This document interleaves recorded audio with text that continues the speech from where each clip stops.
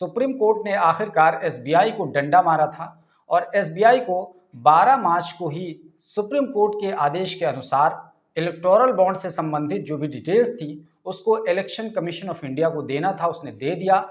और election commission of India को 15 मार्च शाम 5 बजे से पहले पहले उन तमाम डिटेल्स को अपनी वेबसाइट पर डालना था। लेकिन इलेक्शन कमीशन ऑफ इंडिया ने 15 तारीख का इंतज़ार किए बिना ही 14 तारीख को ही यानी करीब 24 घंटे पहले ही उस लिस्ट को अपनी वेबसाइट पर डाल दिया और उसके बाद हंगामा मच गया।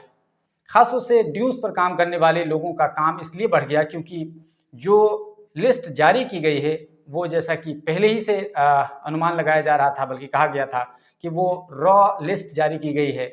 यानी दोनों के दो लिस्ट जारी किए गए हैं। एक 426 पेजेस की एक पूरी एक लिस्ट है, एक्सेल शीट है, जिसमें पार्टियों के नाम लिखे गए हैं कि किन किन पार्टियों ने वो चंदा भुनाया है। और जो दूसरी लिस्ट है 337 पेजेस की एक्सेल शीट है, जिसमें किन किन कंपनीज ने या किन किन इंडिविजुअल्स ने पॉलिटिकल बॉन्ड खरीदा है और उनके तमाम नाम, उनकी डिटेल्स डेट के साथ लिखी गई है। उसके साथ साथ कितना पैसे का उन्होंने इलेक्टोरल बॉन्ड खरीदा।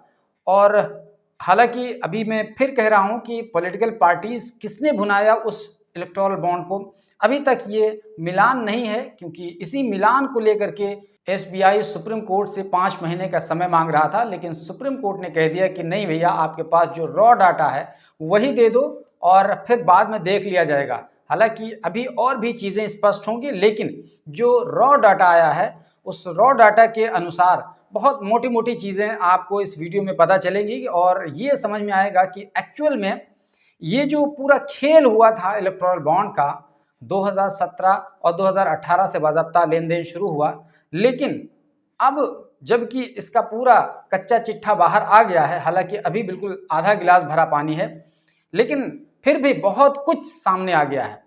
तो सबसे पहले तो आपको ये बता दें कि ये जो डाटा देने के लिए कहा गया था, ये 12 अप्रैल 2019 से 24 जनवरी 2024 तक का डाटा देने के लिए कहा गया था और ये डाटा आखिरकार दे दिया गया।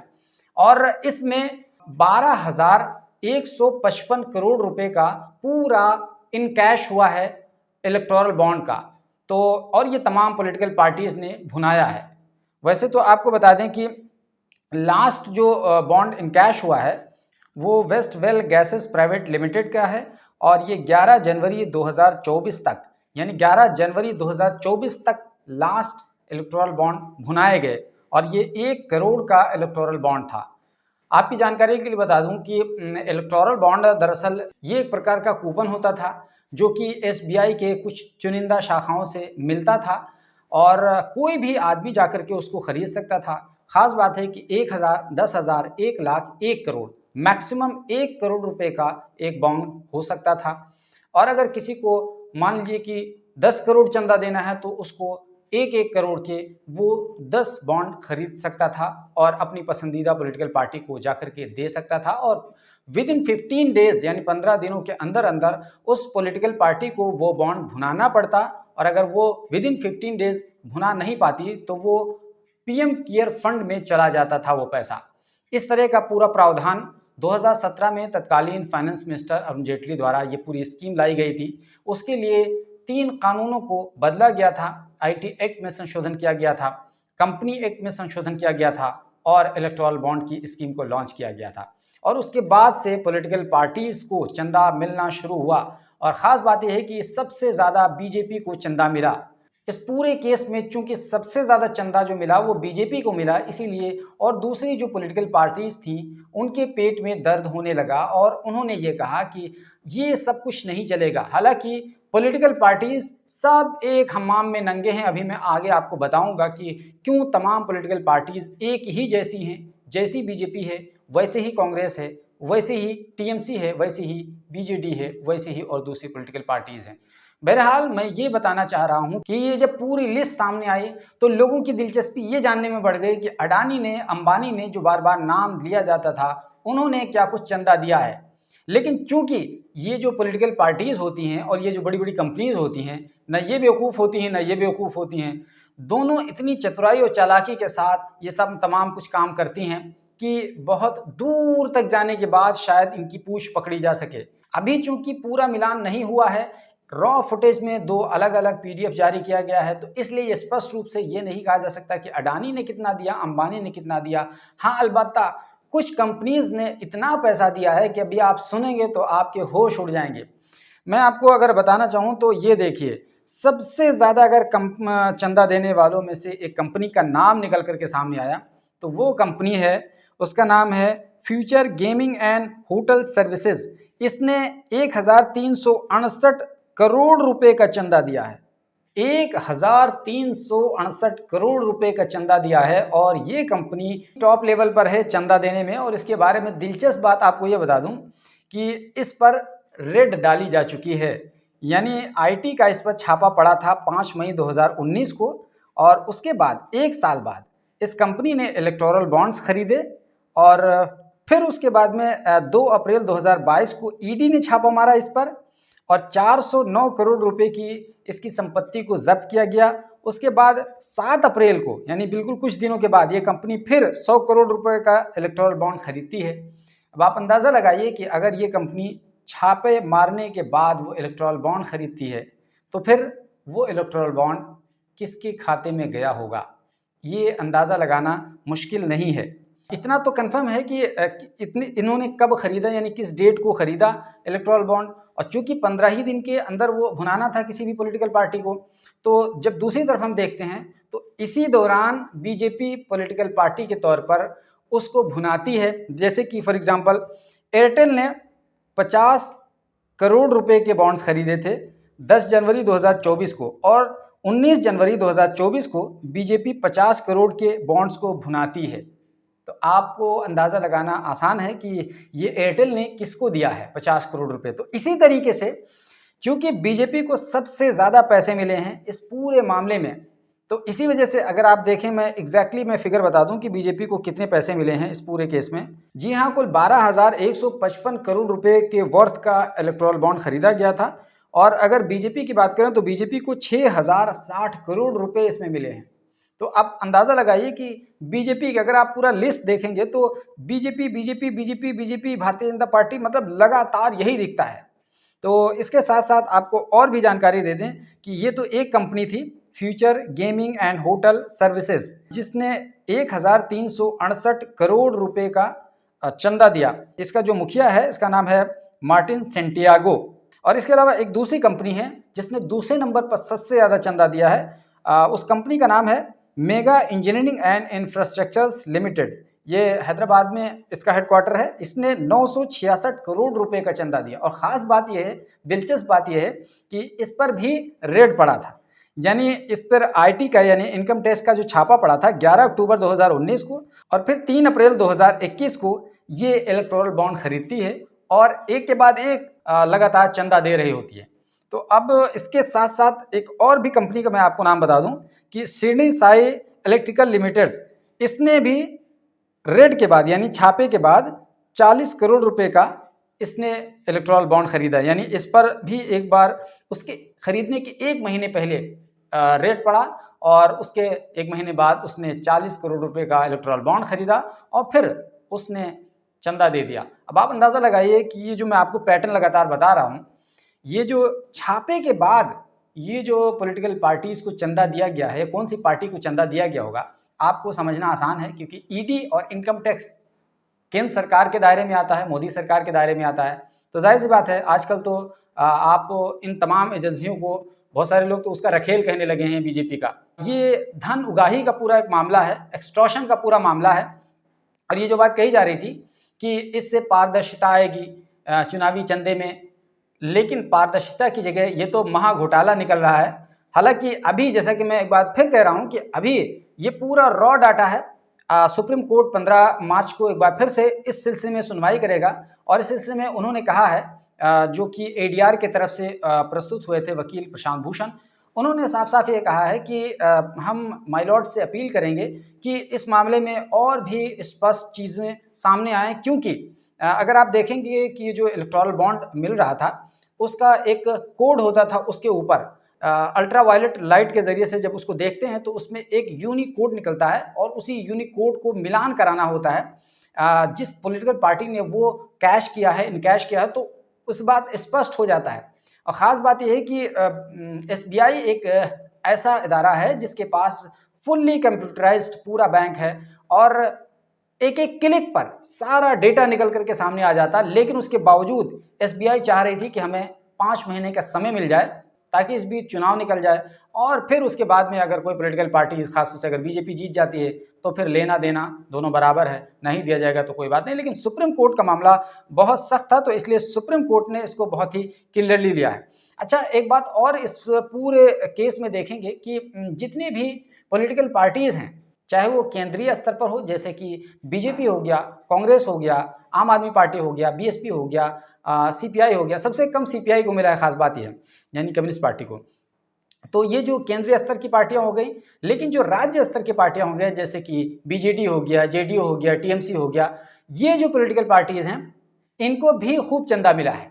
खास बात यह है कि इन चुनावी चंदों में जिस जिस राज्य में चुनाव चल रहा था, उस राज्य में उस राज्य की क्षेत्रीय पार्टी को भरपूर चुनावी चंदा मिला है। जैसे कि मैं एग्जांपल दूं, एक हरदिया प्राइवेट लिमिटेड करके एक कंपनी ने चंदा दिया है। तो जब वेस्ट बंगाल के विधानसभा के चुनाव चल रहे थे, तो हरदिया ने उस जमाने में बहुत बड़े पैमाने पर टीएमसी को एक तरीके से इनडायरेक्टली चंदा दिया। अभी तो हम एग्जैक्टली नाम नहीं बता पा रहे हैं, लेकिन आप कह सकते हैं कि अगर इसी पीरियड में कोई पॉलिटिकल पार्टी भुना रही हो और इसी पीरियड में, यानी इसी 15 दिन के अंदर अंदर ही कोई कंपनी चंदा दे रही है, तो उसमें बहुत ज़्यादा समझने की ज़रूरत नहीं है या किसी को समझाने की ज़रूरत नहीं है कि कौन सी पार्टी को दिया जा रहा है और कौन सी पार्टी ले रही है चंदा। लेकिन चूंकि अभी नाम एग्जैक्टली नहीं आया है, तो इसलिए हम कह नहीं सकते हैं। और बहुत सारे लोगों का तो नाम भी सामने आ गया, जैसे कि मैंने देखा क्विक सप्लाई कंपनी है, उसके जो डायरेक्टर हैं, उनका नाम है तपस मित्रा समथिंग कुछ करके है। ये रिलायंस की सभी ज़्यादातर बड़ी कंपनियों के डायरेक्टर हैं। तो अब आप अंदाज़ा लगाइए कि धीरे धीरे क्लू मिल रहा है। मैं अभी फिर कह रहा हूँ कि मैं एग्जैक्टली नहीं बता पा रहा हूँ, क्योंकि एग्जैक्टली है ही नहीं, रॉ मटेरियल है पूरा अभी। तो इस वजह से जब तक वो मिलान नहीं हो जाएगा, एग्जैक्टली जो यूनिकोड होता है, जब तक उसका मिलान नहीं हो जाएगा कि किसने दिया और किसने लिया, तो जब तक एग्जैक्टली 100% उसका मिलान नहीं हो जाएगा, तब तक कहना ठीक नहीं है। लेकिन चूंकि लोगों ने दिया है और एक पैटर्न समझ में आ रहा है कि किसने लिया है, तो उस बुनियाद पर आपको बता रहा हूँ। दोस्तों, मैं यहाँ आपको मोटा मोटा आंकड़ा दे रहा हूँ कि सबसे ज़्यादा जो चंदा दिया गया है वो future gaming and hotel services के द्वारा दिया गया है, वो 1368 करोड़ रुपए का। उसके बाद दूसरे नंबर पर मेगा इंजीनियरिंग द्वारा वो 966 करोड़ रुपए का। और इसके अलावा जो और भी दूसरी कंपनीज ने चंदा दिया है, जैसे कि western UP power transmission company limited, इसने 220 करोड़ रुपए का चंदा दिया है। इसके अलावा quick supply chain private limited 410 crore रुपए का चंदा दिया है। इसी तरीके से हल्दिया एनर्जी, जिसकी मैं अभी बात कर रहा था टीएमसी के संदर्भ में, 377 करोड़ रुपए का चंदा इसने दिया है। वेदांता ने 375 करोड़ रुपए का चंदा दिया है। इसी तरीके से SL mining and industries limited ने 224 करोड़ रुपए का चंदा दिया है। भारतीय एयरटेल लिमिटेड ने 198 करोड़ रुपए का चंदा दिया है। इसी तरह से फूड पार्कर का एक कोई इंफ्रा लिमिटेड है, उसका नाम है केवंतर, उसने 195 करोड़ का चंदा दिया है। इसी तरीके से एक और एमकेजे ग्रुप ऑफ कंपनी से 192 करोड़ रुपए का चंदा दिया है। तो इस तरीके के लोगों ने एक बड़े अमाउंट में इलेक्टोरल बॉन्ड खरीदा और ख़रीदने के बाद में अपनी पसंद की पार्टी को चंदा दिया। और जाहिर है कि जब सबसे ज़्यादा 6060 करोड़ रुपए बीजेपी कैश करती है, तो इसका मतलब सबसे ज़्यादा उसे मिला है। और सबसे ज़्यादा उसे क्यों मिला है, उसको लेकर के प्रशांत भूषण ने एक ट्वीट किया है। अगर आप इस ट्वीट को देखेंगे तो आप पाएंगे, तो उन्होंने एक कंपनी का नाम लेते हुए लिखा है, जैसे कि मैंने आपको बताया मेगा इंजीनियरिंग का। देखिए, उन्होंने लिखा है कि 11 अप्रैल यानी 11 अप्रैल 2023 को मेगा इंजीनियरिंग वो 100 करोड़ रुपए का इलेक्टोरल बॉन्ड खरीदती है और उसके बाद में उसको क्या मिलता है, महाराष्ट्र में बीजेपी गवर्नमेंट के द्वारा 14,400 करोड़ रुपए का कॉन्ट्रैक्ट मिलता है। दरअसल इसे घोटाला कहते हैं।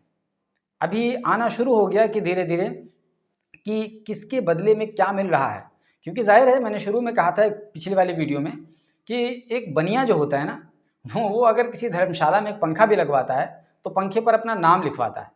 और ये 100 करोड़ रुपए का पॉलिटिकल पार्टीज़ को चंदा दे रहे हैं, क्या इनको कुछ नहीं मिलेगा? तो इनके रिटर्न में ये है, 100 करोड़ के बदले में इनको 14,400 करोड़ रुपए का ठेका मिला है। ये है दरअसल खेल। तो अभी तो एक सामने आया है, इस तरीके की बहुत सारी चीज़ें अभी आएँगी धीरे-धीरे, क्योंकि ये ऐसा काम हो गया है कि हम जर्नलिस्ट का काम बढ़ गया है। बजाय इसके कि ये एसबीआई प्रॉपर तरीके से अपना काम करके देता, लेकिन चूँकि एसबीआई ने बहाना मारा, उसने प्रॉपर तरीके से नहीं दिया, तो अब धीरे-धीरे एक-एक करके सामने आएगा। और जहाँ तक ये बात सामने आ रहा है कि अभी तक अडानी और अंबानी का बहुत खुल कर के नाम सामने नहीं आया। तो देखिए, इसमें इतनी कंपनीज़ हैं, इसमें न जाने कौन-सी शेल कंपनी है, न जाने कौन-सी सब्सिडियरी कंपनी है, न जाने कौन-सी प्रमुख कंपनी है, अभी कुछ क्लियर नहीं। असल में जो पॉलिटिकल पार्टीज़ को चंदा देती हैं, जो भी कंपनीज़, वो कोई बेवकूफ़ नहीं होती हैं। दरअसल वो अपनी सब्सिडियरीज़ कंपनीज़ के ज़रिए से और शेल कंपनियाँ बनाती हैं और फिर उनके ज़रिए से चंदा देती हैं, ताकि वो आसानी के साथ पकड़ में ना आ सकें। तो चूँकि अभी बहुत सारे ऐसे नामों का, कंपनियों का खुलासा होना है, जो पता ही नहीं चल पा रहा है, नाम नहीं सुना है पहली मर्तबा। अगर मैं आपको लिस्ट में दिखाऊँ, तो एक लिस्ट बहुत लंबी-चौड़ी है। ये देखिए, इसमें इतने नाम हैं, अगर मैं स्क्रॉल करता जाऊँ, तो मैं पूरा पढ़ नहीं सकता हूँ। मैंने बहुत पढ़े, कुछ नहीं पढ़े, कुछ नहीं पढ़ पाए, क्योंकि इतना है कि आप नहीं जान सकते हैं। देखिए ना, सेज बॉथन सर्विसेज़ लिमिटेड, पता नहीं ऐसे अजीब-अजीब नाम हैं। ये सब चंदा देते हैं, तो चंदा देने के बदले में उन्हें उसका कम से कम 10 गुना चाहिए होता है, और 10 गुना चाहिए होता है, तो वो 10 गुना दिया गया है। कोई ऐसे ही चंदा नहीं देता है। और अगर आप चंदा नहीं देंगे, तो फिर आपको डराया जाएगा, आईटी यानी इनकम टैक्स और ईडी का रेड डलवाया जाएगा, फिर उसके बाद आप उगलेंगे।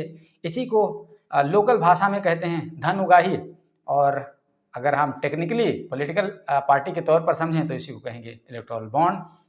और इलेक्टोरल बॉन्ड ये बहुत बड़ा घोटाला था, और ये बहुत बड़ा घोटाला है, और बहुत बड़ा घोटाला होने वाला है। तो ये तमाम चीज़ें धीरे-धीरे आएँगी। अभी ये इसका बिल्कुल इनिशियल स्टेज है। हमने जो जैसी खबर आई, हम उस पर लगे रहे, और अगर मैं सच कहूँ तो वीडियो में रिकॉर्ड कर रहा हूँ, ये देखिए, ये इस वक्त 4:30 बजे सुबह हो रहे हैं, यानी करीब 5-6 घंटे हमने इस पे अच्छे से लगाया है, तब जा कर के हम आप तक ये वीडियो पहुँचा रहे हैं। तो बहरहाल अभी हम इतनी ही आपको बता पा रहे हैं। ज्यों-ज्यों इसमें अपडेट आता जाएगा, हम एक-एक पहलू से इसके ताल्लुक से वीडियो आपको बनाकर देते जाएँगे।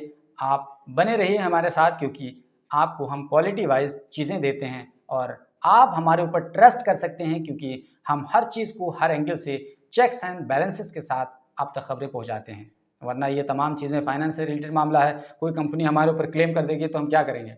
तो इसी वजह से हम बहुत सोच समझ करके, छान-फटक करके आप तक चीज़ें पहुँचाते हैं, और उम्मीद करते हैं कि आपको हमारी दी गई जानकारी आपको पसंद आई होगी, समझ में आई होगी।